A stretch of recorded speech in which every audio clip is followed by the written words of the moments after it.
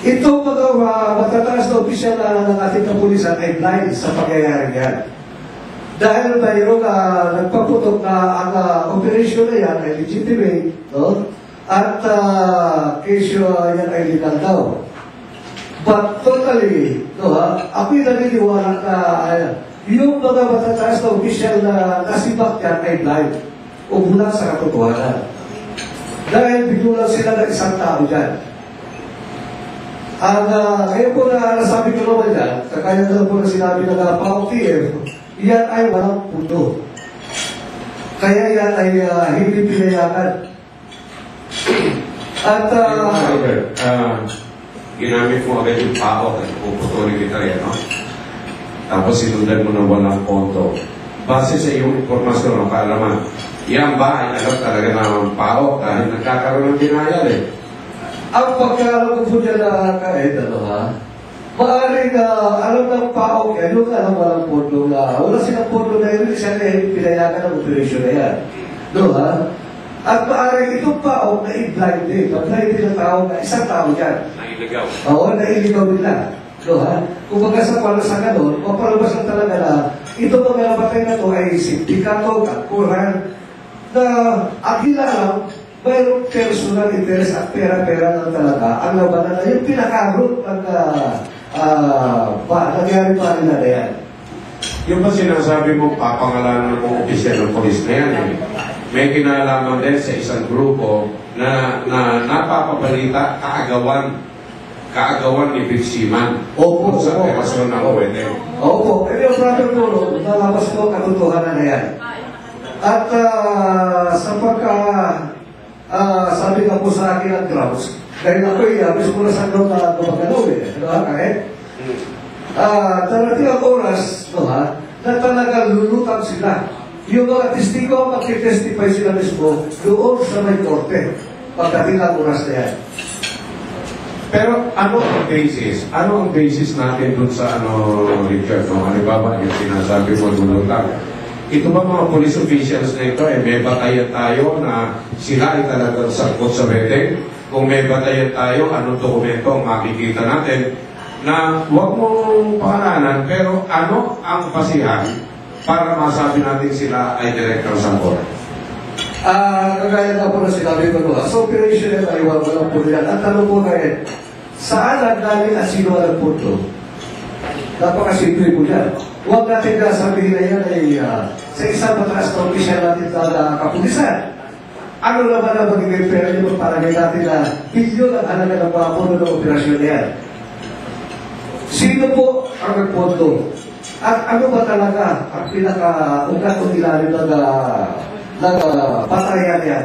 Ako'y naniniwala, wala iba po yan ulit waiting pa rin. Pera-pera ang naman. Sir, gaano ka kasigurado sa sinasabi mo? At bakit ganito kalalim ang informasyon mo? Yung isang kasamahan mo nga pala, si Boy Mayor, asa na yun? Si Boy Mayor, alam naman natin na ilang taon na rin na nakalipas ay patay na at naambos na dito sa Kwan, sa may airport, malapit sa airport. Kayo, ganito naman natin, gaya na sinabi ko, tayo ay nasa ground mismo gumagalaw. Halos lahat ng tao sa ground, alam mo naman niya sa waiting na yan. Wala kang pwedeng itago dyan. Halos lahat yan magkakakilala. Paano mo itatago? Napakasimple po dyan. Kagaya po na sa pangyayari yan. Bakit pumutok bigla na gano'n? Kagaya ka po na sinabi ko, darating ang oras, may mga tao magtitestigo, magpapatuloy na talaga ang sinibahaga. Talagang pinakaroon yan, na patayan yan ay pera at wedding. Ito yung tataka ko, Richard, no? Yung mga kasamahan mo, pangalanan na natin si Sandra Carr, si Rosba, di ba? Itong uli, nabanggit mo si Boy Mayor, yung isa pa, si dating National Collector, si Kerry. May isa pang colonel sa likod ng NTFRB pinagpaparin. Oh, yan. At yun nga eh. Si Boy Mayor at saka si Hermie, kailan lang kinatayan, di ba? under questionable circumstances. Bakit ikaw, umiwas yung dalawa ngayon, si Sandra at si Rosbad, bakit ikaw, malakas pa rin ang loob mo na lumutang? Ang aking bukid tayo nagsasabi ng katotohanan at dokumentado. Hindi tayo nagsasalita nito na puro hearsay lang. Kaya, kung sasabihin naman natin sinasanta sila Juan, kung gaano tayo kalalim siguro, hindi pa nila arok yun. Wala pa sila doon sa kalahati doon na nalalaman natin. Dahil una po sa lahat, kagaya po na sinabi ko kayo, ako lang ang nagpalutang kay Sandra sa Senado. Pero ang nalis ni Sandra, tungkol sa wedding ay hindi pa kasi nalit natin. Kaya nga, katulad na sinabi ko doon, hinahamon ko si Bishop Cruz, si Sandra, magharapan, live interview, magtanungan kami kung kaano kalalim talaga ang nalalaman nila tungkol sa wedding. At kung paano nilalaro ang wedding. Paulit-ulit mo sinasabing wedding, may isa pang connection dyan, yung STL, yung Duterte ng Bayan. Kagabi lang, nanawagan ng isang kongresista na mag-congressional inquiry na ginagamit na front ng mga wedding operator ng STL. Ano nga ba talaga itong Duterte ng Bayan na to? Ano ba to? Bakit hanggang ngayon nasabi, magkakaprangkisa, sabi, kung ano-ano, ba't hanggang ngayon nagagamit pa rin niya ito? Magandang tanong yan na ito ha? Ako narinig ko yung interview noon kay Chairwoman Margarita Rico. Ito masasabi ko kay Mrs. Rico, napakasinungaling. Ano ha? At ito ganit siya. Napakahipong ito na ikaw, hipong kita.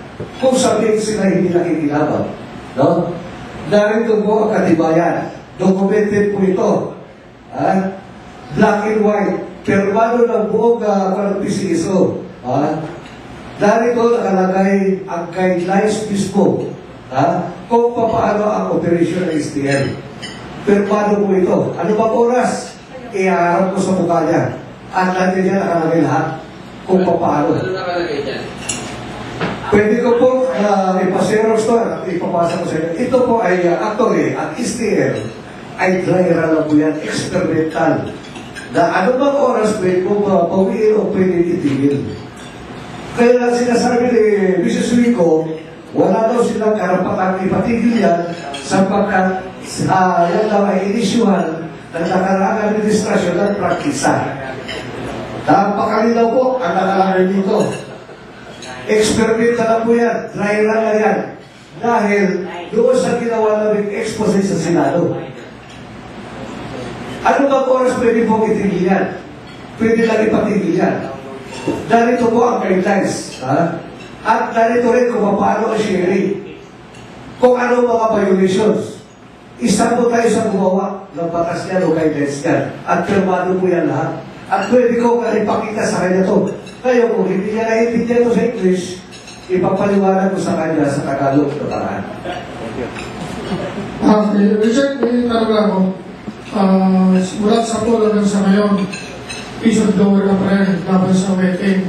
Sa tingin mo kaya, may credibility ka pa na para paniwalaan sa Secretary Baruas?